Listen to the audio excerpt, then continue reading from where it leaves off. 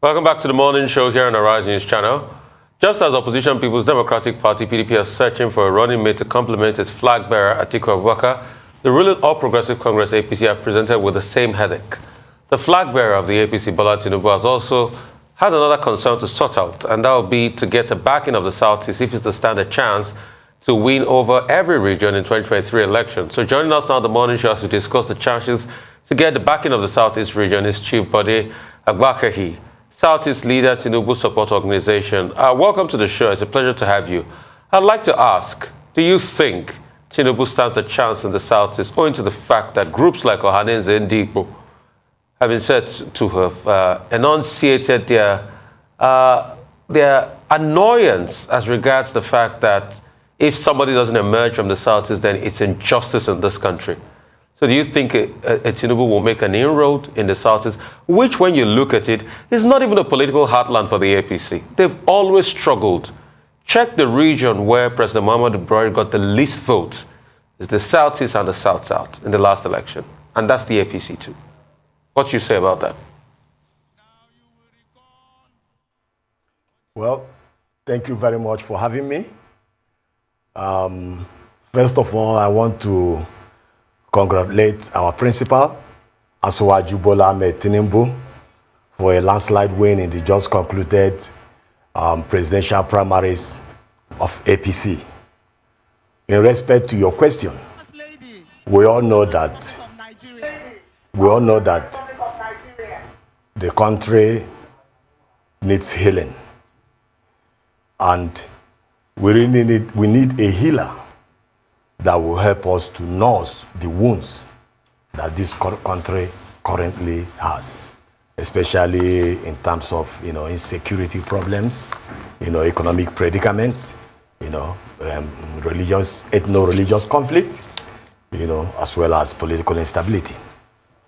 But the main point is this: since we have finished the primary elections and we now have two major political leaders in the person of Atiku Bola Tinubu of APC and former Vice President Atiku Abubarkar of PDP.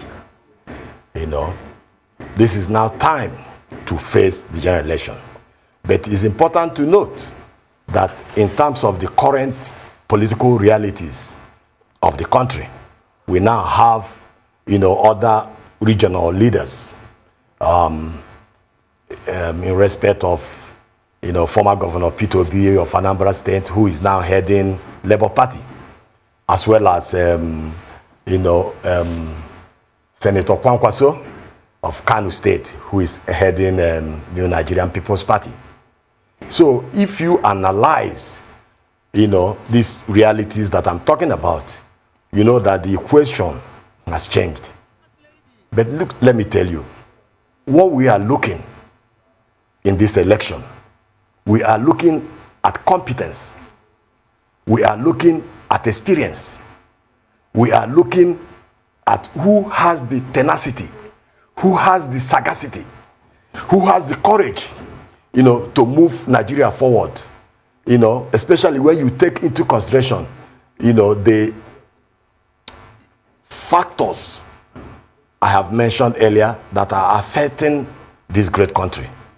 And if you look at it, you find out that Bola Tinubu, has demonstrated the track record to take this country forward. See, let me tell you, in politics, you look at the track record of accomplishment. This gentleman, Bola Tinubu, as governor of Lagos State, he did a whole lot, to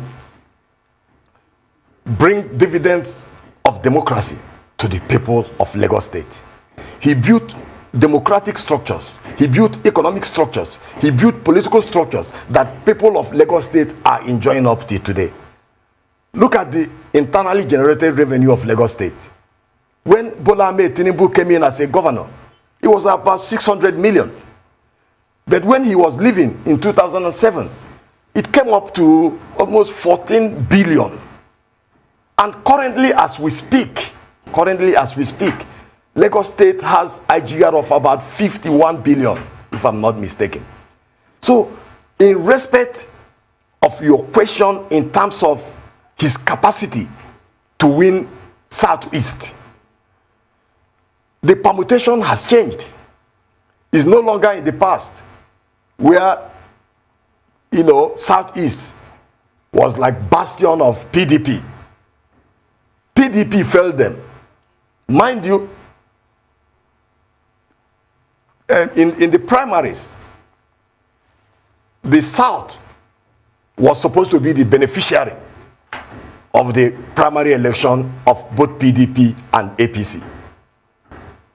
In spite of the fact that they have 8 Southern governors in PDP that were clamoring for a Southern presidency, the Northern oligarchy in the PDP failed them and still gave it to Atiku.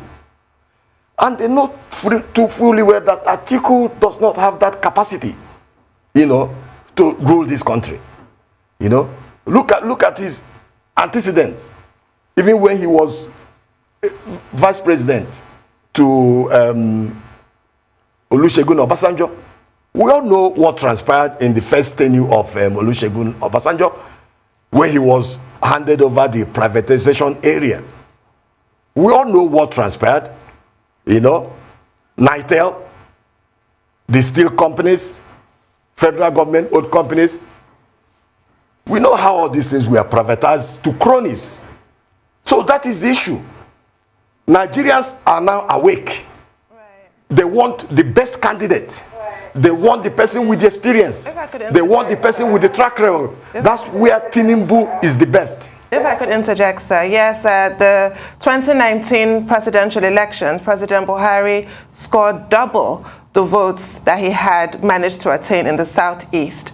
In the Southeast in 2015, he got around 200,000 votes. In 2019, that figure doubled to 400,000 votes. You now have 2 Southeast governors who are now members of the APC. So inroads have been made. However, it's looking sometimes as if for every step forward, there's a step backward. I'd like your comments on the really ugly scenes yesterday when traders from Malaba market shut down the markets to get their PVCs, and there was violence, and even a statement had to be issued by Ohaneze Indibo. And the subtext of that statement just shows real upset, real grievances against what is perceived as the authorities against Southeastern people.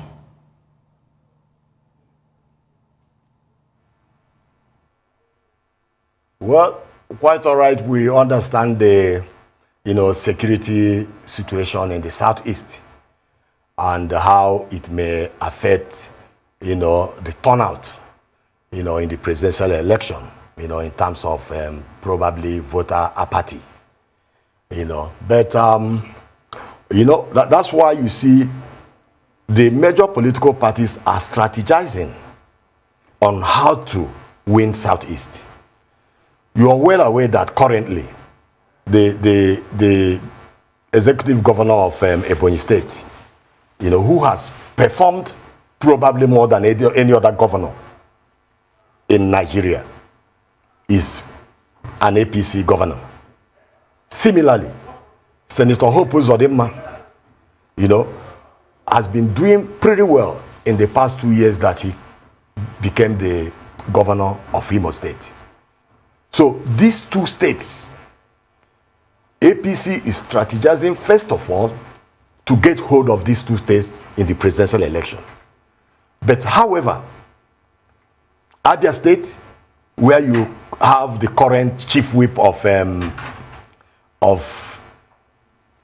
the Senate, Senator Ojo Zokalo, and you also have to consider, you know, the circumstances, you know, that led to the election of the current governorship candidate of PDP in Abia State. Mind you, key players like Senator Alaribe, the Senate minority leader who now left the party to another party, as well as other key players in Abia, they have left. So it will not be an easy win for PDP in Abia State in respect of the upcoming presidential election. And the permutation has also changed in Anambra State, with P2B coming on board, being a pretty popular person in Anambra State and in the Southeast in general.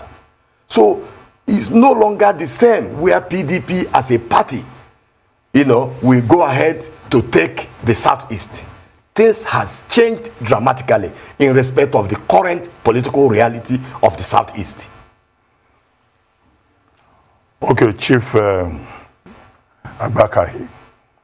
Yes, it's established that Southeast leaders are not happy that the two major political parties are not fielding someone from the Southeast. Also, the Ohaneze Ndigbo and other Igbo leaders were told in the papers are holding a meeting or are planning to hold a meeting to build a consensus around who to mobilize in Ndigbo to vote for between PDP candidate Atiku Abubakar and APC candidate Bola Tinubu. And I find that curious because in the lead up to all of this process, the major agitation was for a Southeastern president, right? Or a president of Southeastern extraction. Now, if you look at the list of candidates as at the end of yesterday, there are at least about 5 Igbos on that list. You have Peter Obi of the Labour Party. Why is it that there isn't a groundswell of enthusiasm for his candidacy in the Southeast? He's an Igbo man, and yet it's Igbos who are even fighting him, even on the platform of the Labour Party. You have Dimebu Kachiku, who has emerged on the platform of the ADC, right? Nobody is showing excitement in the Southeast. You have Dan Nwanyanwu on ZLP. You have Anyanjike on the platform of NRM, who has survived, left out now. Who now? Abga. Justice Peter Umeadi. Abga even has roots in the Southeast. Yet, Ndigbo and other Igbo leaders, they are not talking about these Igbos holding these platforms. They are talking about Atiku and Tinubu, who to choose between those two. Is it that the Igbo leaders themselves are saying that their own standard bearers in these other political parties that I have mentioned, are they saying that they are not good enough, not deserving of Igbo support and momentum within the space that we still have ahead of the general elections? Well, you see, in politics, you have to negotiate seriously with other ethnic groups to get the nod of a popular mainstream political party. Unfortunately, our Igbo leaders didn't negotiate pretty well, either in APC or PDP, to get this. I know fully well that in our dear party, APC, most of them relied on the endorsement of Mr. President. Most of them didn't even go around the country to campaign, for delegates in the primaries. But be that as it may, it is very difficult in this our great country for a party that does not have national structures to win the presidency of this great country. P2B is a good man, quite all right. He's an honest man, and he did pretty well as governor of Anambra State. But the problem now is this: both Labour Party and ABGA, as well as the party of Kachuku, these parties do not have the national structure to win a presidential election. You don't win presidential election in the social media. What you need, is people to go and vote. Not young men, young women, in the social media, this person will win, Kachuku will win, P2B will win. You need to campaign seriously, create political structures, both in the north, both in the west, and in the south, for you to be able to come up in the presidential election. That is the issue. But listen, let me tell you, in respect of Atiku Abubakar, and Bola Tinubu, who are the two major candidates. I believe the Southeasterners definitely will prefer Bola Tinubu for the presidency 2023 than Atiku Abubakar. Tinubu has done a lot for Southeasterners in Lagos. Mind you, in Lagos State, apart from the indigenous, Southeasterners are the second highest population in Lagos State.